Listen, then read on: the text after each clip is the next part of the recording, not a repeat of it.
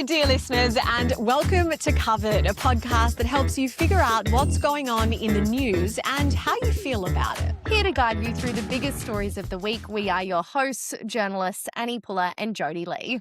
On this week's episode, we dive into Australia's childcare system under fire yet again after a Sydney worker was charged with hundreds of abuse allegations.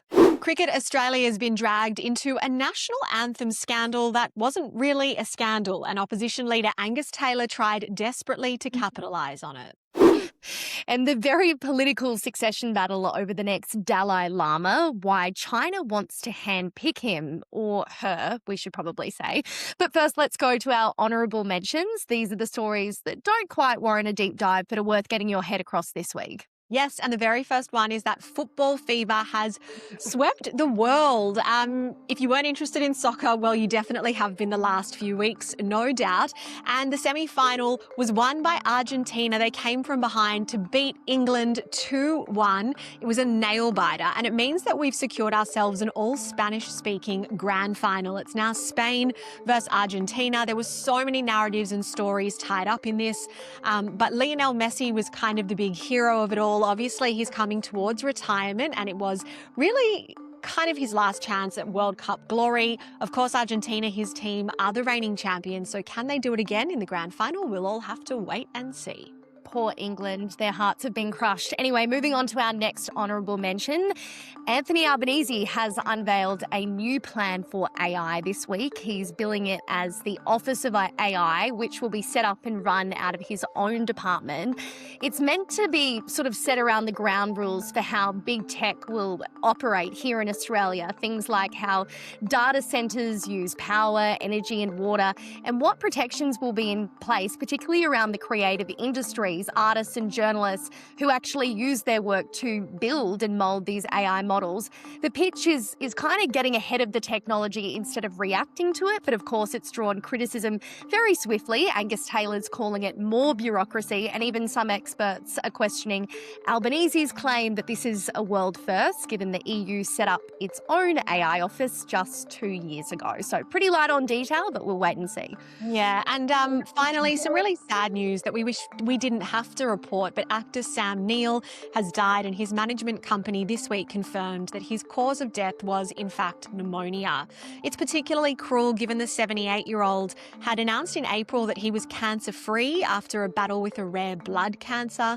Really tragic. His family has asked for privacy at this time. They obviously live in New Zealand, where he comes from. There are reports that there won't be any kind of big public memorial or funeral, just a private service on his property. He's obviously best known for projects like Jurassic Park and Peaky Blinders, his career spanning more than 5 decades.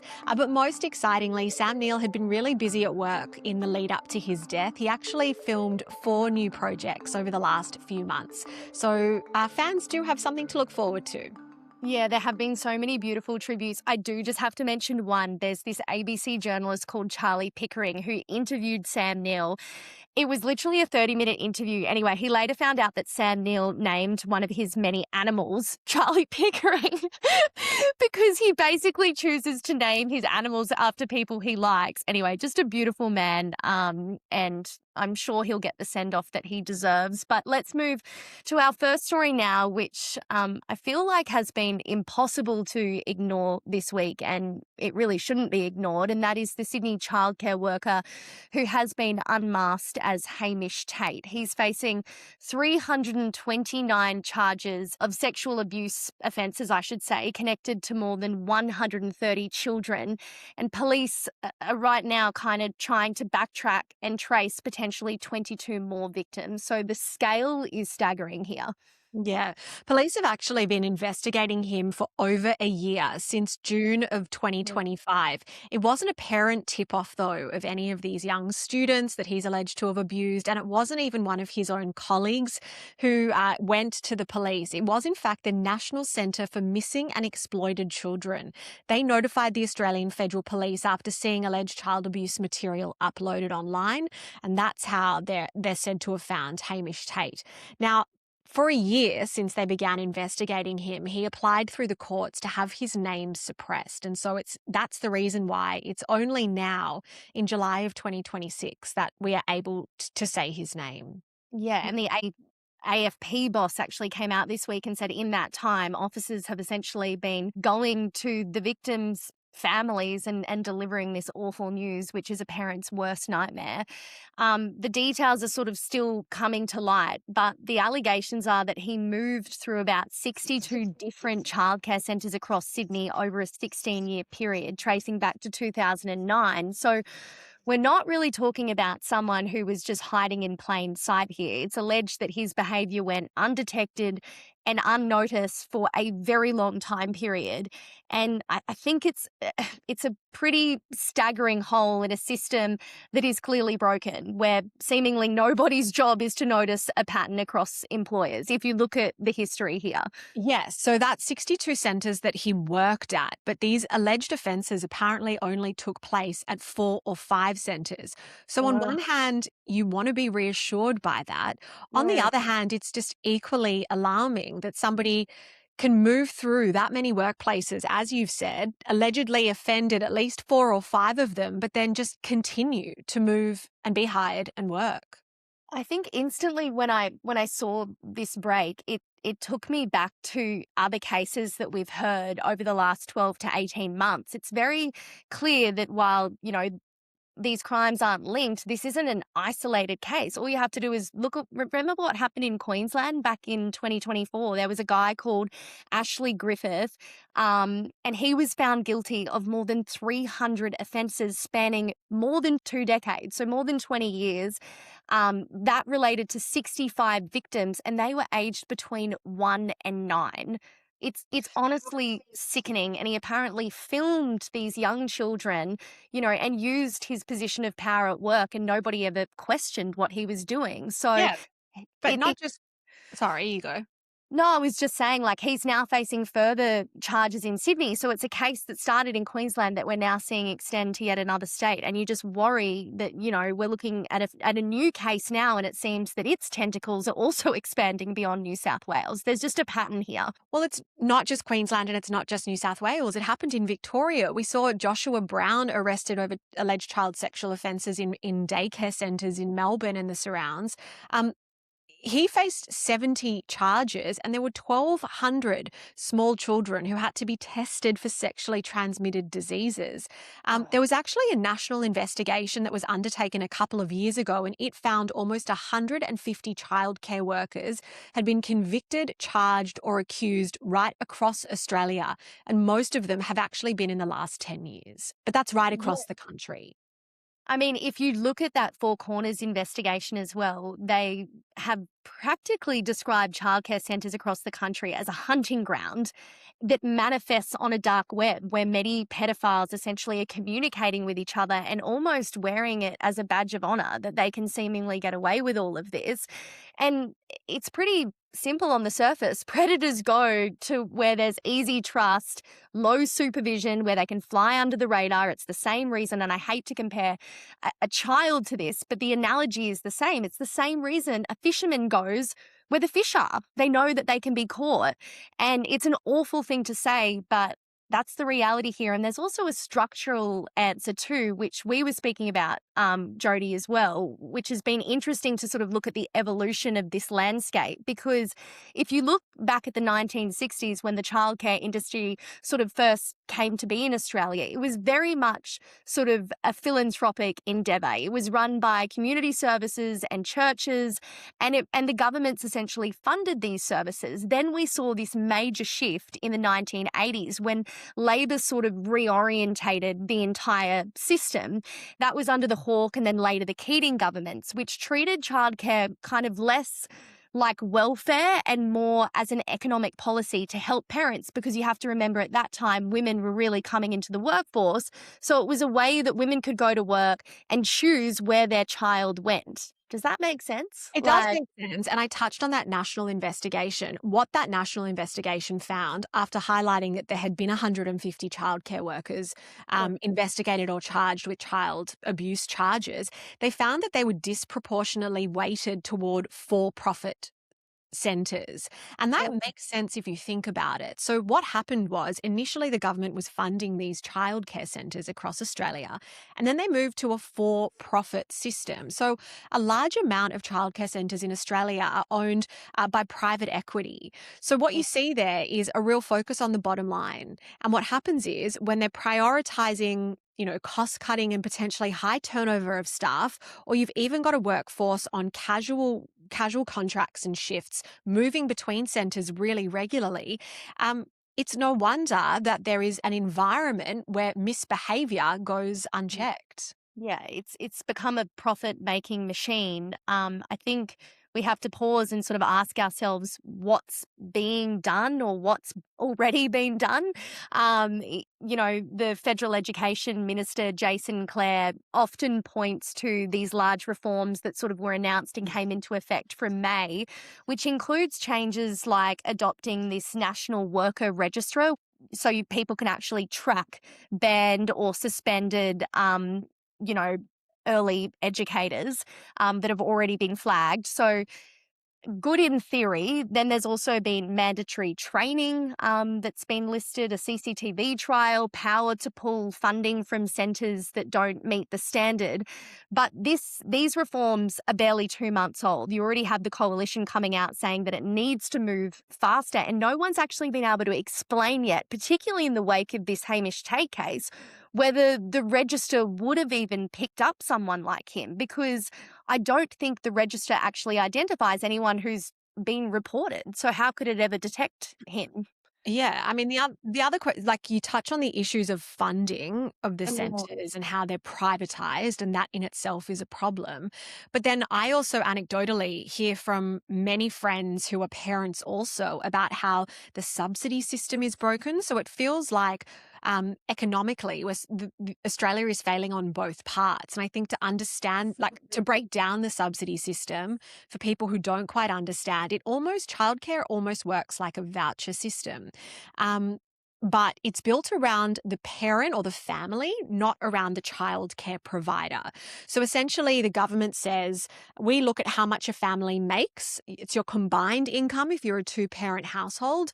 And if you earn under $88,500 collectively, the government will fund or subsidise 90% of your childcare costs.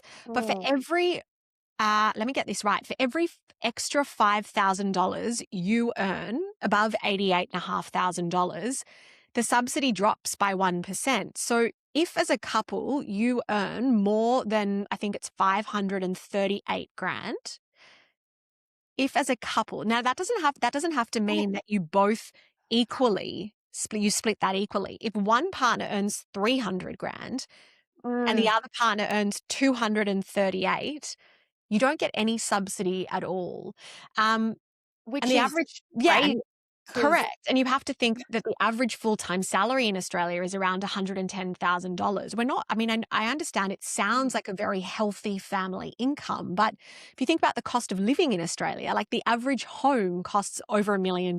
So um, if you earn collectively, the two of you, more than, $538,000 a year, you get squat from the government.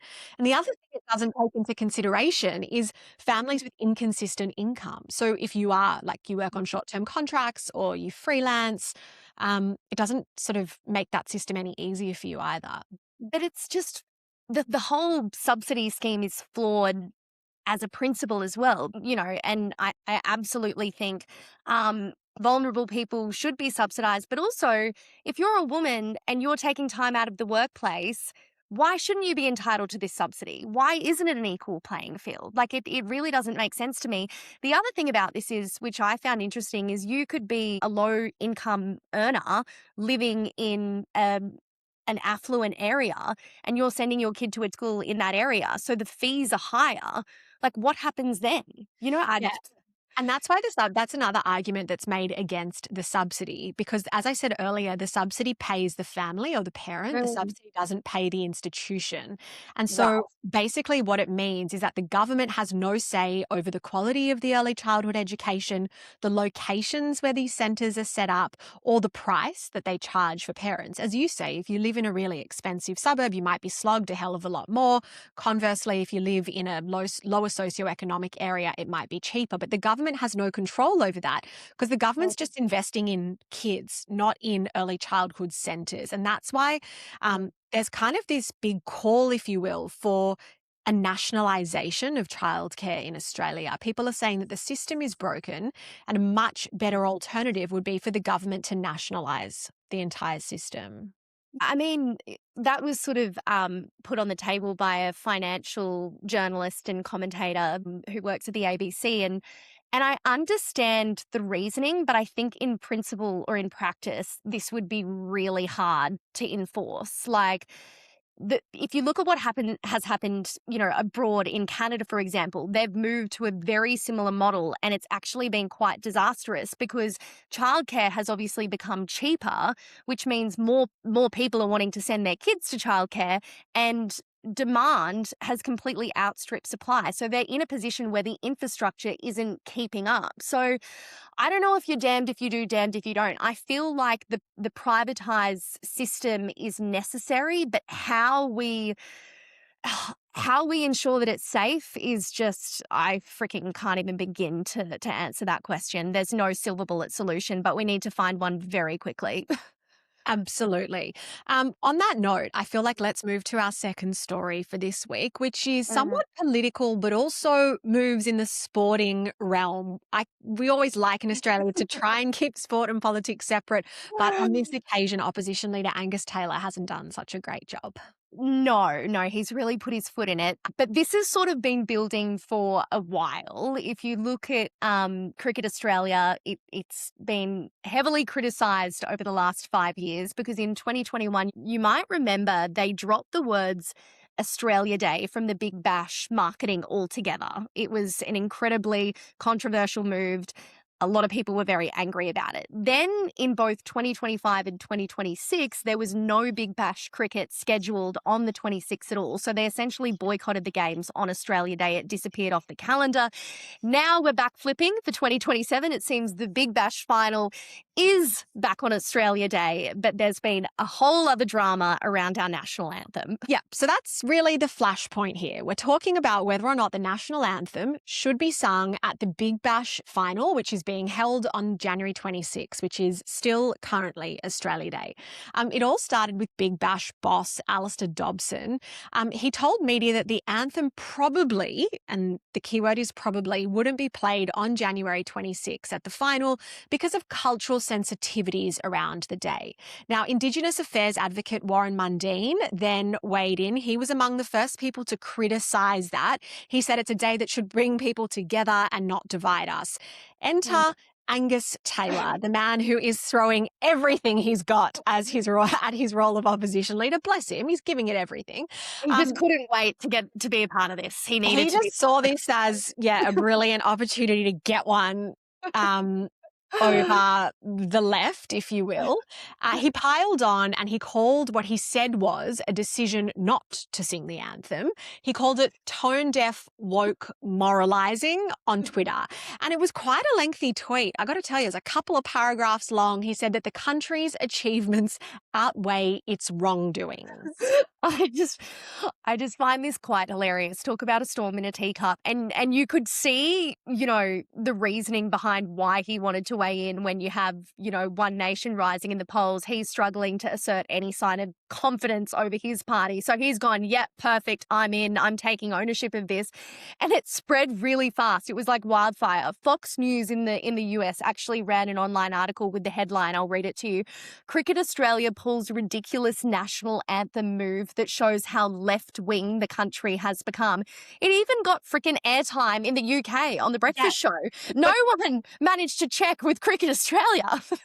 Yeah, so this is the thing. The catch is that the national anthem is actually never played at the Big Bash final, ever, because it's a domestic competition. This is the best part. So for people who aren't all up on like their cricket, it's T20 and their local capital city teams. So like the Sydney Sixers. So it's a bit like the AFL. Every team in the league is Australian, so we don't play the national anthem at games. So that was the big thing. It's not technically played at this grand final. But what has Cricket Australia actually come out and said? Like, have they defended any of this or? Yeah, so basically Cricket Australia, obviously it's sort of got a life of its own. And so Cricket Australia did have to come in on the back of Angus Taylor's comments and just set the record straight. Its response was pretty damn blunt, if I'm going to be honest. It reiterated that Taylor had been inaccurate, and it clarified that the anthem wasn't ever being excluded. Because it's not traditionally sung at the Big Bash final, obviously the question of whether or not the anthem would be played was only because it was Australia Day. And Cricket Australia said it would be up to the two teams that ultimately make the final. They then run the on-field ceremonies and presentations at their own games, because that's just the way cricket works. And so Cricket Australia said it would actually be up to the two teams to decide whether or not they played the anthem on the day. So shall we just rewrite this headline? No decision has been made. The anthem will be played at the Big Bash Grand Final in 7 months' time. I mean, you can't be forgiven for thinking that this was a possibility when you consider the history of what Cricket Australia has done with the Big Bash League, which is why I want you to cast your mind back to 2024. I don't know if you remember it, but it popped up in my memory as we were drafting this story. Ben Fordham, a very awkward interaction with the former CEO of Cricket Australia, Nick Hockley. He basically drilled down on him and forced him to sort of explain why he wouldn't say Australia Day out loud. It is a really cringe moment. I just want to get to the heart of what's happening on Friday, if you don't mind, just because you know, as interesting as that might be to you, the wonderful people sitting on your committee, people want to know what's actually happening on Friday. So, will the words Australia Day come over the loudspeaker on Friday? Come on, straight answer. Yeah, no, they won't. We've taken a consistent approach over the past. Yeah, hang on. Is that a no? I didn't hear it. Is it no? As I've said, Ben, we are... No. I want a yes or a no, Nick. Is Australia Day going to be mentioned over the loudspeaker on Friday? Yes or no? I don't believe so, no. You don't believe so? We got there in the end. That is so cringe. Obviously a sign, poor Nick, who forgot about his media training. But also you can just tell that he's had this realization that whatever answer he gives won't go down too well. No, he wasn't winning in that moment. I think at one point in that interview, now if I remember correctly, Ben Fordham said it was like celebrating Christmas without mention of Santa. No, so savage. This was literally a train wreck. Like, if you're putting your crisis comms hat on right now, you are going, I don't really know how to salvage any of this. But if I take my crisis comms hat off and I put on my Australian voter hat, this is all, and actually, you know what? It is partially a crisis comms hat, because there is it's just gross indecision on the part of Australia when it comes to January 26. I'm not saying whether or not I believe that we should change the date. I'm not even going to go into that argument, but we need to decide either way. And until we do, the poor Nick Hockleys of the world are going to have to answer questions like this. Angus Taylor's going to come out swinging. Warren Mundine's going to have a different perspective. Like, can we stop approaching everything that happens on January 26 and just with caution and fear and, you know, indecision? Like, can we actually just take it to a plebiscite and make a decision? Yeah, I mean, and I know this was essentially fake news, but I think there is substance in this, because look at how quickly it spread. Look at how quickly people wanted to pile on. The fact that this Anthem has even been up for debate is completely moronic to me. We speak about values a lot on this podcast. I think the last episode we did was when Pauline Hanson decided that her vision was for Australia was being a monoculture and pretty much eliminating multi-race. But we're a country now finding ways to potentially boycott our own national anthem, whether it happened or whether it didn't. What precedent is this setting? Like, we need to get our shit together. We're hosting an Olympics in 6 years. Are we going to be too scared to sing our anthem on the biggest stage in the world? Like, at what point do we take ownership of who we want to be and what image we're putting out there to the rest of the world? And I think that that image can coexist with respecting our history, respecting our past, respecting our Indigenous culture, and also respecting the fact that we are freaking Australian. I mean, put it to the people. Like, that's what democracy is about. Democracy is about majority rules. So put it to the people like we've done on several other things. Let the people of Australia decide whether or not January 26 is the right day to do all those things you've just mentioned. And if it's not, we'll find another date. And if it is, let's stop talking about it, please. There you go. We've had our say. Should we move to our last story? This is one that Jodie has been completely fixated on. I had to have a little bit of convincing to get this over the line, but I'm actually so glad that you get to hear all about it. That I bullied you into doing a story about Buddhism and the Dalai Lama. Basically, this is a story about a succession battle that has been going on for decades, but it's not a monarchy. It's not a royal family. It's not a company even, if you will. It is, of course, the Dalai Lama. Oh my God, the Dalai Lama. He's just so peaceful, and this is so He's political. So he turned 91 this last month, and he underwent a knee reconstruction, or a knee replacement, I should say. So he's obviously aging, as we all do. I shouldn't say he's aging, though, because Buddhists believe that just the vessel, that is his physical body, is aging, not his spirit. But it's obviously begged the question, both within Buddhism and within the broader global community, of what happens next. Who will come after this current Dalai Lama? Yeah, I think it's important to set the scene for anyone who isn't across Buddhism. I've kind of been obsessed with Buddhism ever since I went to Bhutan and kind of basically immersed myself in it. And I think the main things to take away is that it's not sort of built around a creator god. It's more of a philosophy, a practice of life around ethics and mindfulness, ending suffering. It's part of why it's become so popular and it's spread so far into Western culture and beyond Asia, because you don't actually have to be religious to adopt any of these practices. I mean, look at the rise of meditation, mindfulness. That really goes to the core of what Buddhism is all about, self-care and inner peace. We're all aiming for it. And we have His Excellency, the Dalai Lama, to thank for that. So he's obviously the most senior figure in one branch of that tradition, which is Tibetan Buddhism.